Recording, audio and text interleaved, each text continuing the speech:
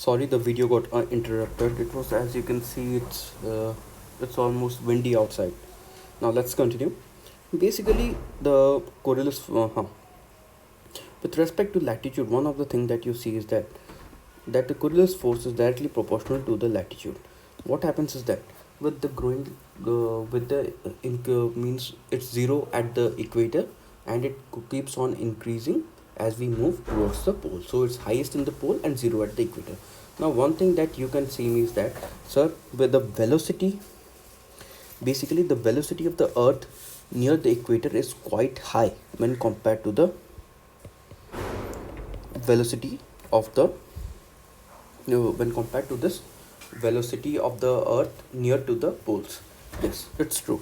Velocity is high at equator when compared to the velocity at the poles. Now, in this context, you can see that, sir, then the Coriolis force should be high in the equator. The basically what happens is that there is a absence of this stark pressure difference where in the basically in the equator, because the equator receives 300 centimeter of the rainfall throughout the year, well distributed over the land and the water.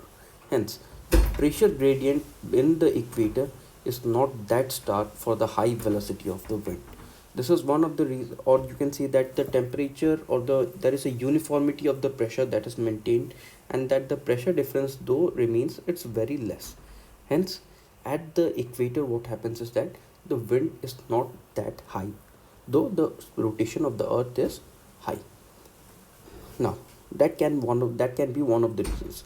Another of the reasons is that is the proportionality of the Coriolis force to the sign of latitude.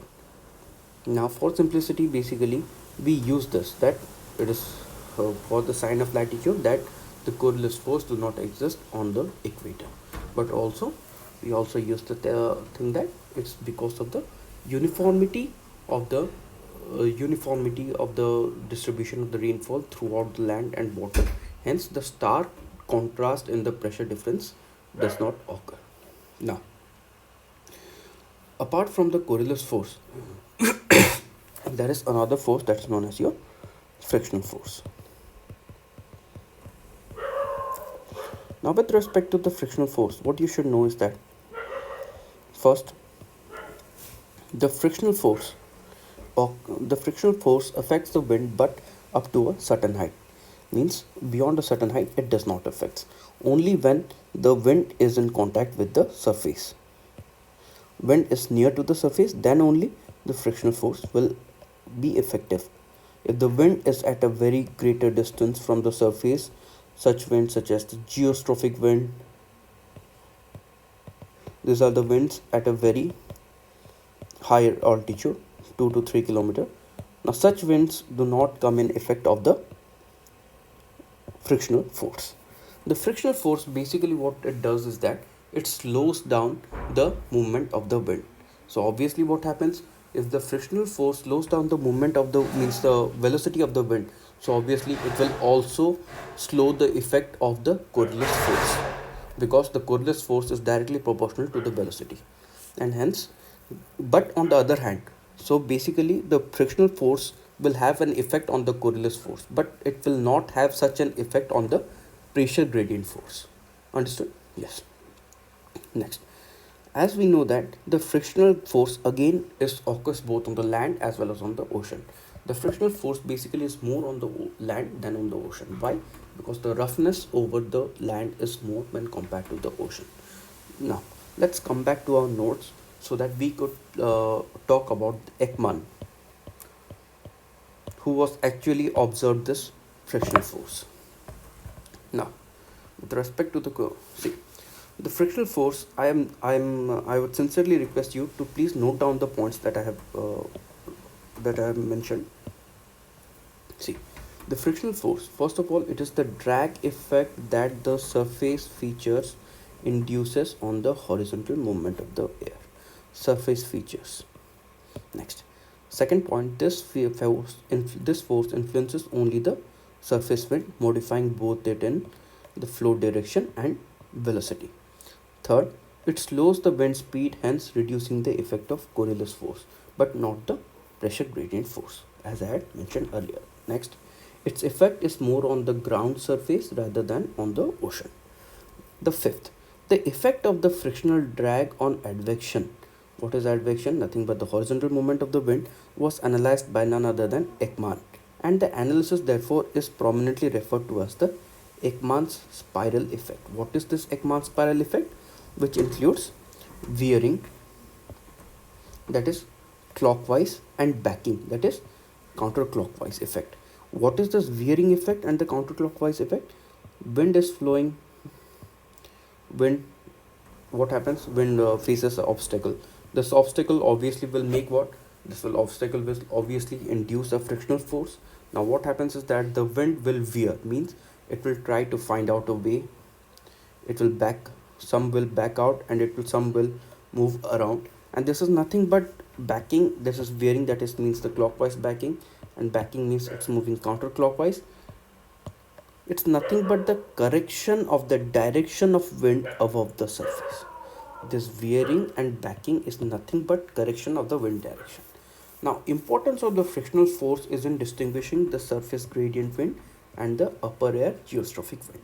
The surface gradient wind is nothing but the gradient wind near to the surface, and the geostrophic wind is nothing but the wind at a higher height. Now, with this context, we need to know the difference between the gradient wind and your geostrophic wind.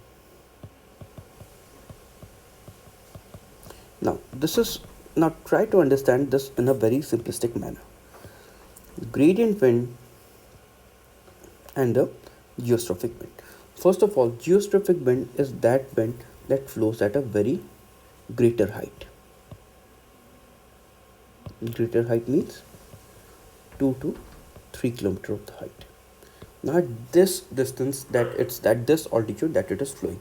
Since it is flowing at this altitude, so which of the forces will not be effective on the geostrophic wind? Any guess? If you have made the guess of a frictional force, then it is right.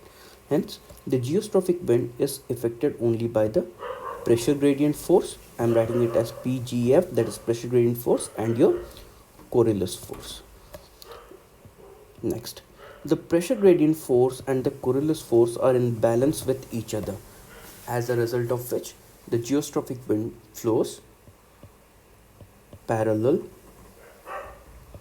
to the isobar.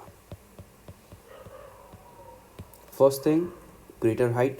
Second thing, two forces, that is the pressure gradient force and as well as the Coriolis force, are affecting your geostrophic wind. Next, the pressure gradient force is an equivalent to the Coriolis force, and last but not least, they are parallel to the isobar.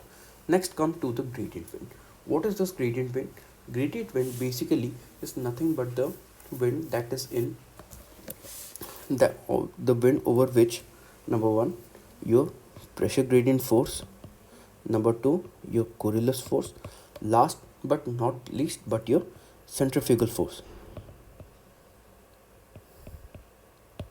effect is clearly seen.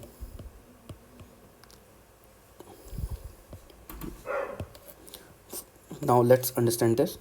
First of all, pressure gradient force means there's a high pressure, there's a low pressure, and obviously the wind will move from high pressure to low pressure. Effect of the pressure gradient force. Effect of the Coriolis force. Coriolis force is what?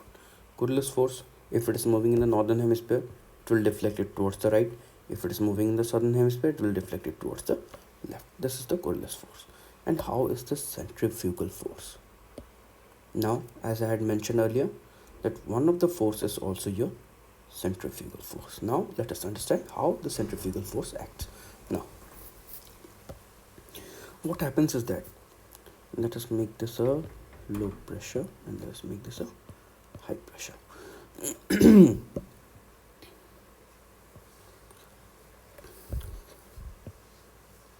Let this be your northern hemisphere. We have a low pressure and we have a high pressure.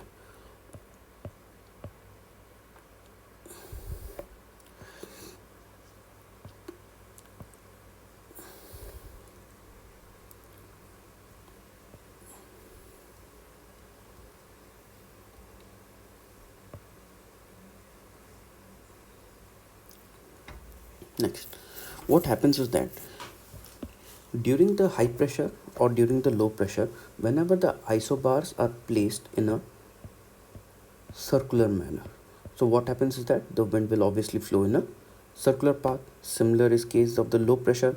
If the isobars are in a circular manner, the wind will flow in a circular manner. But in case of a low pressure and high pressure, what happens in the high pressure? In the high pressure, the pressure gradient is outward. That is, the wind will move from the high pressure to low pressure. In the low pressure, what happens? The pressure gradient is windward. That means the wind will move inwards. Now, within this, what happens is that let us consider for the high pressure area. What happens is that there is a centrifugal force which develops. What is the centrifugal force? Centrifugal force is nothing but your outward force that forces the wind to move outward. But on the other hand, the wind is balanced by which force? It is none other than your Coriolis force. This Coriolis force sustains the wind movement in your circular motion. Similarly, this is the Coriolis force that what happens is that even in the low pressure area, the pressure gradient force is again balanced by your Coriolis force, allowing movement of the wind in a circular manner. So basically, how do we explain the effect of the centrifugal force? The centrifugal force is the outward force. That centrifugal force is nothing but the outward force that affects the movement of the wind when it is moving in a curvature. And this centrifugal force is balanced by which force? Coriolis force. Hence, it is because of this the high pressure zone, or I would call this, what is this high pressure, or I call this the anticyclone. Similarly, this low pressure is called as a cyclone. The cyclone and the anticyclone maintains their curvature. How does the cyclone maintain its curvature? Like a anti-clockwise manner. And how does this anticyclone maintains its curvature? By a clockwise rotation. I hope you understood that. Why? How do they maintain this? How do the low pressure how do the cyclones maintain a clockwise rotation in where? In the northern hemisphere, and anticyclones maintain a clockwise. Sorry, the cyclones maintaining anti-clockwise movement in the northern hemisphere, and the anticyclones maintaining a clockwise movement in your northern hemisphere. And the reverse of it means the anticyclone in the southern hemisphere will have a anti-clockwise movement, and the cyclone in the southern hemisphere will have a clockwise movement. So basically, I hope you got all the 4 points that the effect of the factors that affects the wind movement. Now this can be your question for the OPSC. This was already asked in UPSC in 2016. Thank you.